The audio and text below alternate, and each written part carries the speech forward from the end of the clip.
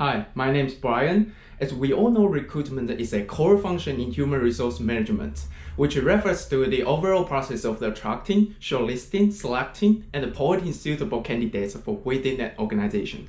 However, unconscious bias problems in recruitment have been existing for a long time in any organization. According to a new study from LinkedIn, the truth is that men are more likely to get noticed by job recruiters. Also, top organizations like Google and Facebook also find gender bias existed. In recruitment, unconscious bias problems can potentially skew recruiters' judgments. While it's important to use recruiters' experience to access applicants, but it's a problem when recruiters are influenced too heavily by recruiters' assumptions, expectations, and preferences. Next, I will introduce two models to illustrate which areas that could be the key of causing unconscious bias problems in recruitment. Also, briefly suggest a few solutions for minimizing the harm from unconscious bias problems. The first model is an overview of the individual job choice, organizational recruitment process. This model suggests all companies have to make a decision in three areas of the recruiting. These three areas are HR policies, recruitment sources, and the recruiters' traits and behaviors. All of them are the main aspects of the recruiting with the different functions. Firstly, HR policies determine the nature of the vacancies for which people are recruited, and also directly affect the job attributes. Secondly, recruitment sources means the sources from which companies recruit potential employees via internal or external sources by multiple methods. Thirdly, recruiters' traits and behaviors affect the perceived fit between the applicant and the job. Organizations utilize this model to identify how recruitment affecting in job choice in order to attract potential employees. The second model is a model of the recruitment process. This model reveals four key stages, which are recruitment objectives, strategy development, recruitment activities, intervening job applicant variables, and recruitment results. Organizations must clearly know what their objectives are, how to develop strategies, execute activities, and predict variables for generating the ideal recruitment result. This model also illustrates several important components within these four stages that organizations should carefully scrutinize during a recruitment process, from beginning to end, for optimizing the recruitment results.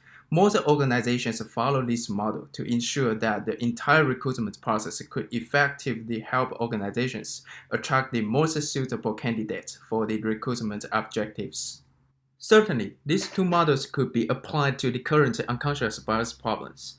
In this model, these three areas to the extent which generates certain levels of the unconscious bias problems. Firstly, HR policy has less impact on unconscious bias problems. Due to this stage, many focus on identifying what vacancies and talents are necessary for an organization. On the contrary, recruitment sources used by an organization could possibly lead unconscious bias problems, depending on the recruiting methods that recruiters use within an organization. For example, recruiters from a company with a young culture may prefer to utilize internet recruitment more, rather than advertising in newspapers or periodicals. This kind of bias may potentially make recruiters neglect the talents they want to attract. To prevent this bias problem, designing multiple channels of the recruitment source is necessary.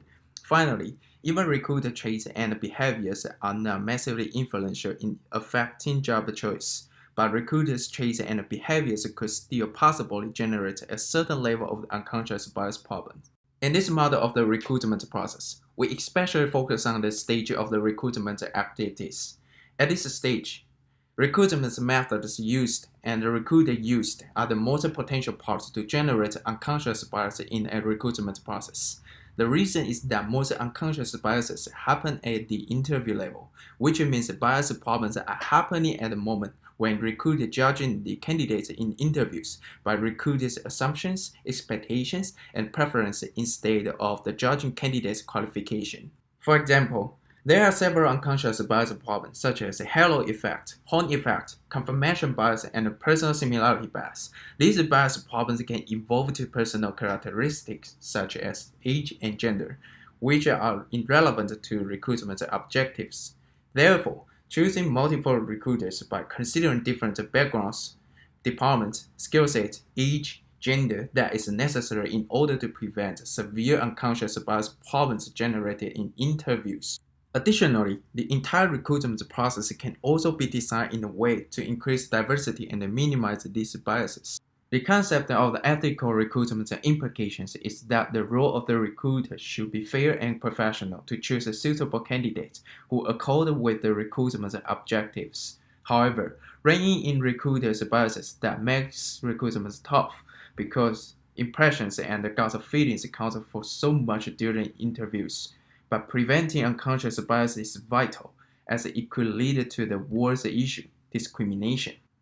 Organizations must strengthen the training of the avoiding bias, choose diverse types of the recruiters with different characteristics, and wisely design the recruitment process for attracting the correct talent and avoiding any potential discrimination issues. These are the references that I used for this video. Thank you for watching, and I wish this video does help you. Thank you.